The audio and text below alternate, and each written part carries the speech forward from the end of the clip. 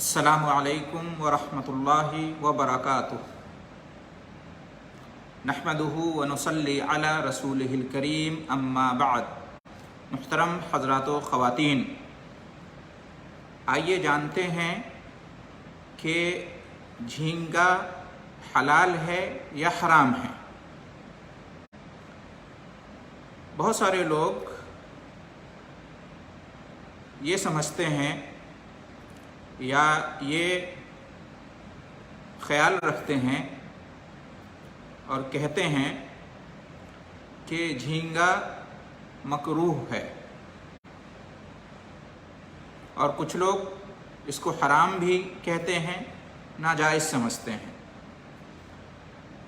جبکہ اس سلسلے میں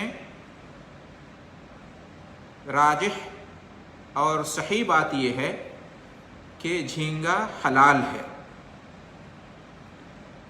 جس کا دل کرے وہ کھا سکتا ہے، اور اس میں کوئی حرج نہیں ہے، اس میں کوئی گناہ نہیں ہوگا،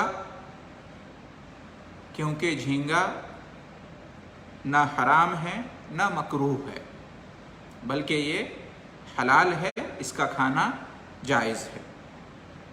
دلیل کیا ہے؟ سب سے پہلی بات یہ کہ جو بھی سمندری جانور ہیں، جو جانور سمندر میں رہتے ہیں، دریا میں رہتے ہیں، پانی میں زندگی گزارتے ہیں، فطری طور پر ان کی زندگی پانی میں گزرتی ہے، پانی کے بغیر وہ زندگی بسر نہیں کر سکتے، ایسے جانور حلال ہیں۔ ایسے جانوروں کے بارے میں اصول یہی ہے، قاعدہ یہی ہے کہ یہ جانور حلال ہیں، ان کا حلال ہونا ہی اصل ہے۔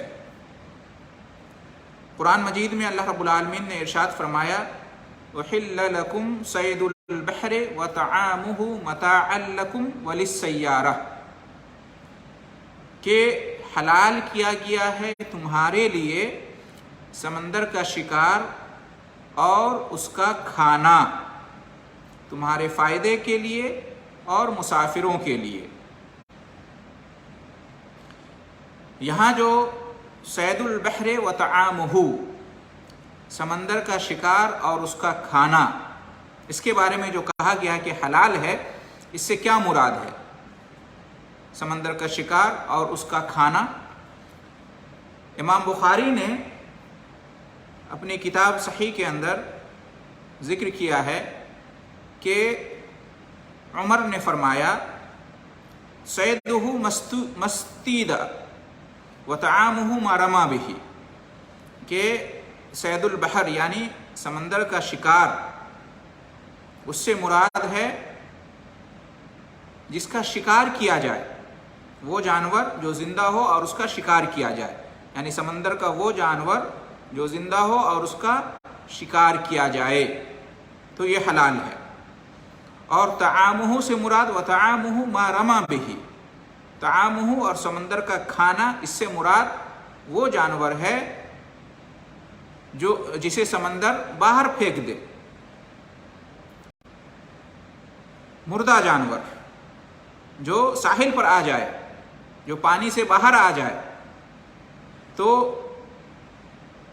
اس سے معلوم ہوا، اس آیت اور اس کی تفسیر سے، کہ جھینگا چونکہ یہ پانی کا جانور ہے، پانی میں رہتا ہے، سمندر میں، دریا میں یا پانی میں، اس کے بغیر اس کی زندگی ممکن نہیں، لہٰذا اس کا شکار کرنا بھی حلال ہے۔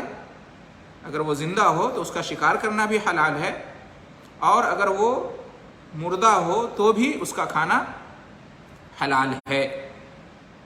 احل لکم صید البحر وطعامہ متاعا لکم وللسیارہ، یہ آیت بتاتی ہے، اور اس کی تفسیر آپ کے سامنے پیش کی گئی۔ اسی طریقے سے نبی کریم صلی اللہ علیہ وسلم کی حدیث ہے هو الطہور ماؤہ والحل میتتہ، سمندر اور اس کے پانی کے بارے میں پوچھا گیا نبی کریم صلی اللہ علیہ وسلم سے کیا ہم اس سے وضو کر سکتے ہیں یا نہیں کر سکتے ہیں، یعنی اس کا پانی پاک ہے یا نہیں، تو آپ صلی اللہ علیہ وسلم نے ارشاد فرمایا کہ سمندر کا پانی پاک ہے اور اس کا مردار حلال ہے، یعنی سمندر میں جو پانی ہے پایا جاتا ہے وہ پاک ہے، اس سے پاکی حاصل کی جا سکتی ہے، اس سے طہارت حاصل کی جا سکتی ہے، وضو کیا جا سکتا ہے، غسل کیا جا سکتا ہے۔ اور سمندر میں جو مردہ جانور ہوتے ہیں یا اس کے جانور اگر مر جائیں خود سے اور باہر آ جائیں تو وہ حلال ہے، الحل میتتہ، یہ سنن ترمذی کی روایت ہے اور حدیث نمبر ہے 69، اور سنن ابو داؤد کی روایت ہے، حدیث نمبر ہے 83، اور علامہ البانی نے اس کو صحیح قرار دیا ہے اروا کے اندر، جلد اول صفحہ 42۔ تو اس حدیث سے بھی معلوم ہوا کہ جہاں سمندر کا پانی پاک ہے وہیں سمندر کا مردہ جانور بھی حلال ہے۔ ایک اور حدیث ہے، امام بہقی نے روایت کیا ہے، حدیث نمبر ہے 20216، اور علامہ البانی نے اس کو صحیح قرار دیا ہے، صحیحہ میں نمبر ہے 2256۔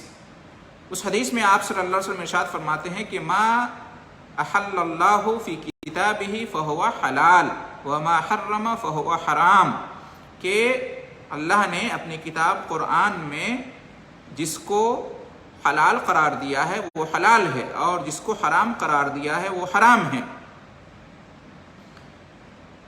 وما سکت عنہ فہو عافیہ، اور جس چیز کے بارے میں اللہ نے خاموشی اختیار کی ہے، اللہ نے بیان نہیں کیا ہے کہ وہ حلال ہے یا حرام ہے، اللہ خاموش ہے جس کے بارے میں، فہو عافیہ، تو وہ چیز کیا ہے؟ عافیت ہے۔ فاقبلوا من اللہ عافیتہ، تو اللہ کی طرف سے اس کی عافیت کو قبول کرو، یعنی وہ بھی حلال ہے، وہ بھی جائز ہے، اس میں تمہارے لیے عافیت ہے، اس میں کوئی حرج نہیں ہے۔ فإن اللہ لم یکن نسیا، اس لیے کہ اللہ رب العالمین بھولنے والا نہیں ہے۔ ثم تلا هذه الآیہ، پھر اللہ کے رسول صلی اللہ علیہ وسلم نے اس آیت کی تلاوت کی، وما کان ربک نسیا، تمہارا رب بھولنے والا نہیں ہے۔ تو اس حدیث سے بھی معلوم ہوا کہ اللہ رب العالمین نے اپنی کتاب کے اندر اور نبی کریم صلی اللہ علیہ وسلم نے اپنی سنت میں اللہ کے حکم سے، اس لیے کہ سنت رسول بھی اللہ کی طرف سے وحی ہے، جس کے بارے میں کہہ دیا کہ حلال ہے تو وہ حلال ہے، جس کے بارے میں کہہ دیا حرام ہے تو وہ حرام ہے۔ اور بہت ساری ایسی چیزیں ہیں کھانے پینے کی جن کے بارے میں شریعت خاموش ہے، نہ قرآن میں کچھ کہا گیا نہ حدیث میں کچھ کہا گیا ہے، اس لیے کہ کھانے پینے کی چیزیں تو بے شمار ہیں نا، ہر ایک کا نام لے کر تو نہیں کہا گیا ہے کہ یہ حلال ہے حرام ہے، جو حرام چیزیں ان کا بیان ہے اور کچھ حلال چیزوں کا بھی نام کے ساتھ بیان ہے۔ تو اہل علم کہتے ہیں کہ جن چیزوں کے بارے میں آیا ہے کہ حرام ہیں ان کے علاوہ ساری چیزیں حلال ہیں کھانے پینے کے تعلق سے، اس لیے کہ اللہ نے خاموشی اختیار کی ہے، اللہ نے منع نہیں کیا، اور اللہ بھولنے والا نہیں ہے۔ اگر یہ حرام ہوتا، ممنوع ہوتا تو ضرور اللہ تعالیٰ اس کو بیان کرتا۔ حرام چیزیں کم ہیں، ان کا بیان شریعت میں موجود ہے، حلال چیزیں بہت زیادہ ہیں، ان کا شمار کرنا بھی مشکل بلکہ ناممکن ہے۔ لہٰذا جس چیز کے بارے میں شریعت خاموش ہے وہ جائز، مباح اور حلال مانا جائے گا۔ معاملات کے اندر، کھانے پینے کی چیزوں کے اندر وہ حلال مانا جائے گا، جائز مانا جائے گا، اس کو مکروہ یا حرام نہیں کہہ سکتے۔ تو خلاصہ کلام یہ ہوا کہ جھینگا جو ہے یہ حلال ہے اور اس کے کھانے میں کوئی حرج نہیں، کوئی گناہ نہیں، نہ یہ حرام ہے نہ یہ مکروہ ہے۔ کیوں؟ اس لیے کہ منع کی کوئی دلیل نہیں ہے، اس کے حرام ہونے کی یا مکروہ ہونے کی کتاب و سنت میں کوئی دلیل نہیں ہے، لہٰذا یہ حلال مانا جائے گا۔ اور اصل یہی ہے کہ جو پانی کا جانور ہوتا ہے وہ حلال ہوتا ہے، اس کی دلیلیں آپ کے سامنے پیش کر دی گئی ہیں۔ اور جھینگا یہ پانی کا جانور ہے، لہٰذا یہ حلال ہوگا، اس کا کھانا حلال ہے، اس کا شکار کرنا بھی حلال ہے، یا خود سے یہ مر جائے اور وہ مل جائے تو وہ حلال ہے، ہر صورت میں حلال ہے۔ آخر میں ایک بات یہ کہ ہاں، اگر اس کے کھانے سے کوئی ضرر پہنچے، نقصان پہنچے، یا اس میں زہر پایا جائے، ٹھیک ہے، تو ایسی صورت میں اس کا کھانا حرام ہوگا۔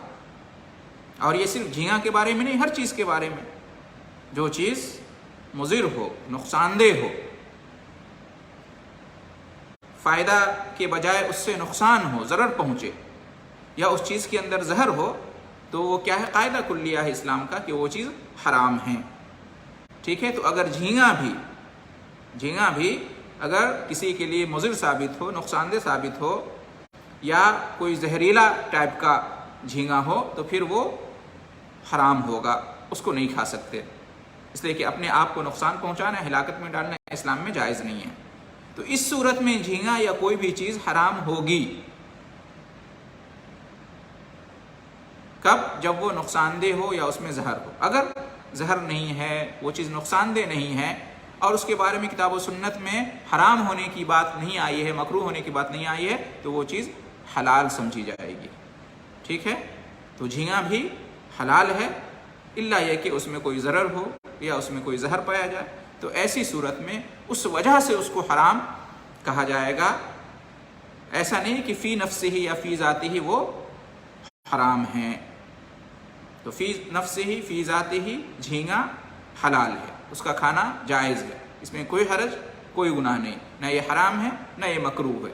جس کا دل چاہے، جس کی طبیعت گوارا کرے وہ کھا سکتا ہے، جس کی طبیعت گوارا نہ کرے وہ نہ کھائے، اس کی مرضی، لیکن وہ اسے مکروہ نہیں کہہ سکتا، حرام نہیں کہہ سکتا، دوسروں کو منع نہیں کر سکتا، اس لیے کہ شریعت میں یہ حلال ہے۔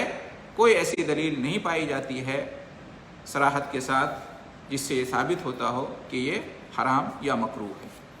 ھذا ما عندی واللہ اعلم بالصواب۔ دعا ہے اللہ رب العالمین سے کہ ہم تمام مسلمانوں کو جو شریعت میں حلال ہے اس کو حلال ماننے، اور جو حرام ہے اس کو حرام ماننے کی توفیق عطا فرمائے۔ اللہ رب العالمین ہمیں حلال اور پاکیزہ رزق عطا کرے، اور اس میں سے کھانے پینے کی توفیق بخشے اعتدال کے ساتھ، اور جو حرام اور غیر پاکیزہ رزق ہے اللہ تعالیٰ اس سے ہمیں محفوظ رکھے۔ آمین۔ وآخر دعوانا ان الحمد للہ رب العالمین، وجزاکم اللہ خیر الجزاء۔